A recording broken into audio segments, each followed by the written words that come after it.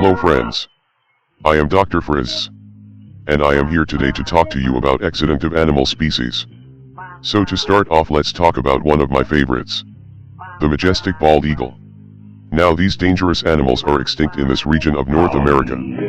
So that is a plus for the small animals that are prey to these predators.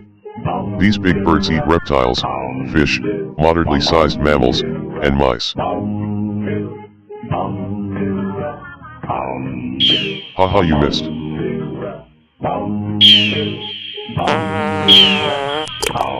Well, I did not see that coming. I guess my calculations were incorrect, and bald eagles are not extinct in this region yet.